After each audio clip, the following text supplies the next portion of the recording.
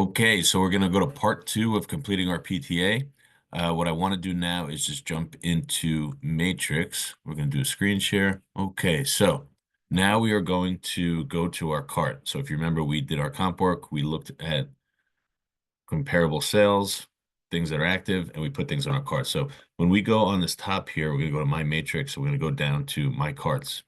And we did create a new one for 123 Maple. And you see here, there's 8 properties attached to that. So if I click on that, I'm going to go ahead and review it. So I have my 3 pending. I believe I had 3 6 months and 2 that are 12 months.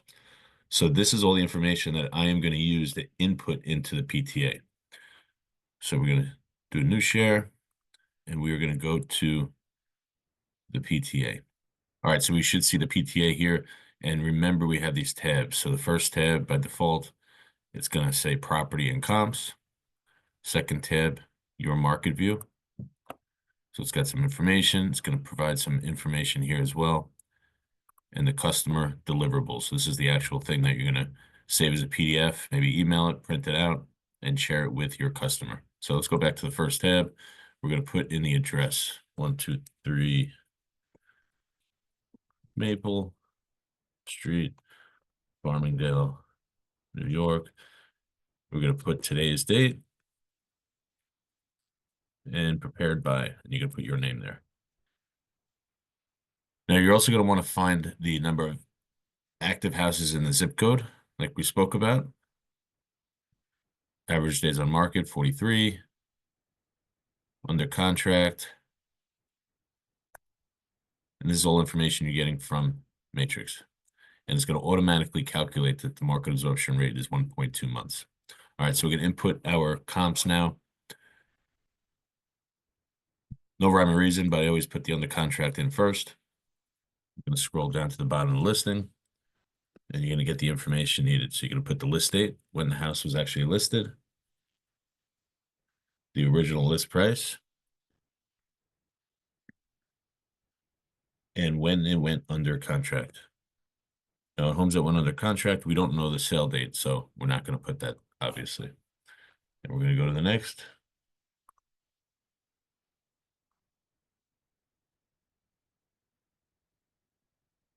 And whatever ones you have, you're going to put in here. So we're going to go now to 6 months.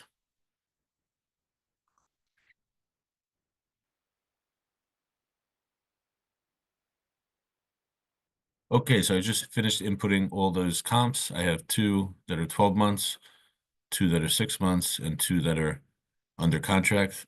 This is a demo, but for the sake of doing it, if you could get 3 to 4, it is probably best practice. You are limited to what the comps are and what's on Matrix, obviously. But if you can find, 3 to 4, it's going to give you a better picture, and it's just better standard practices. So we're going to go to your market view, and if you see here, it's got some information. So keep in mind, especially in Long Island, where there's a lack of inventory, there's a lack of comparable sales, there's not a lot of sales in comparison to years past, and the fact that homes are very different. So every house on the block could be drastically different in square feet, drastically different in bedroom count, condition, all kinds of things. So there's really no perfect comp. And what real estate appraisers do is they will work on adjustments. So they take a particular sale, they look at it, and they make certain adjustments. This one has a garage, this one doesn't. So there's a price adjustment for that. This one has a finished basement, this one doesn't. Condition, this one is fully renovated and this one needs work. So all these things are taken into consideration. It is something that you're going to learn over time. And really, that's why it's really important to study the market daily on what went on the contract, what got listed, because you can get a better idea of where the home should be in comparison to viewing your comparable sales. So if we go to the customer deliverable here, it's going to show a future price of 772 to 781. Now, this is not the price that we came up with, and this is what I'm saying is these automated kind of calculations just don't work because it's showing that we're in a market absorption rate of 1.2 months, which is correct. However, we're not seeing the appreciation that's attached to that where it could be in years past. So what we're going to do is we're going to manually put in the price that we think. So we're going to go ahead to File. We're going to go to Info. And if you see here, all these tabs are protected. They're basically locked. So the customer deliverable, we're going to go ahead and hit unlock or unprotect, and the password is going to be URW. That's URW. All right, so now we could go back. We could go to our customer deliverable. I'm going to click on here. I'm going to delete the equals right here before future price and everything after. And now I can put in the price that I want. Now, I always like to work off ranges. And depending on what your plan is, what your pricing discussion is, how far out these sellers might be, you might put a wider price range. There are times where I would put a $50,000 price range with somebody who might be, 5 or 6 months out from selling and they're not quite there yet. Where if they're ready right away, you might have a tighter price range. Now, if you look here on the chart, it has a little bit of a different price point. So I'm going to go ahead and double click this. And on the right-hand side here, I'm going to be able to change this. And I could do whatever range I want. So I could do say 550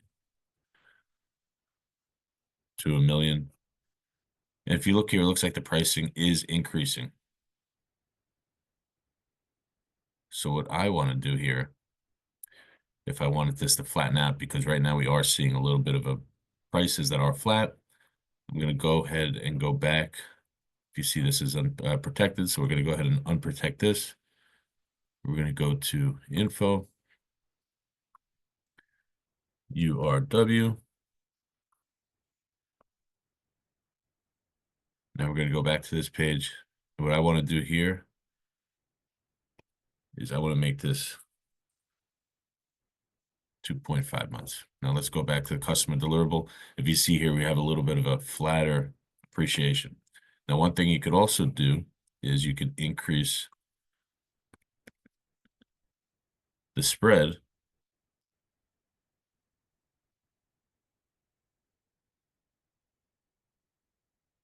And if you see here now, it's going to look much more flat. So this is something that, your expertise is going to decide what you want this to look like.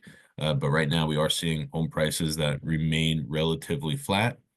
And our numbers here, just because we changed that market absorption rate, it doesn't change anything here. So if you look, it's still showing, if you did this math, a 1.2 market absorption rate, you are seeing same average days of market. So nothing changes on the customer deliverable other than the chart. So now what I could do, and it's definitely best practices to always save these. So when you are done, create a folder, save these, because nothing is worse than being 8 months down the road.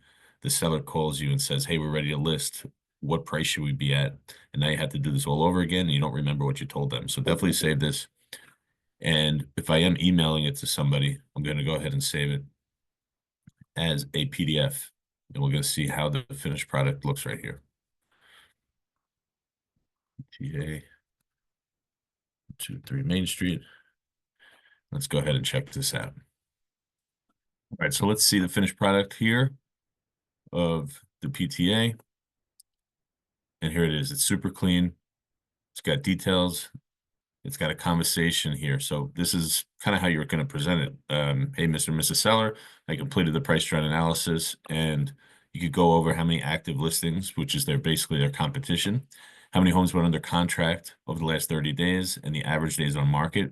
We could go over the comparable sales, and then we have a price of approximately 689 to 700. Now this says future price because it is a trend on where it's going. But what you could do if you did want to change that is you can make it a recommended list price. You could call it pricing strategy and have that range there. So there is some room to kind of make it your own a little bit. But all this information is going to be really good. It's clean, and the way it's presented is going to impress the seller, and it's also different. When a seller is interviewing multiple agents and 3 out of 4 of them come with the CMA from the matrix or RPR, and all of a sudden you bring this, it's different. So it adds to providing more value and being a professional. So hope this helps. And if you have any questions, reach out.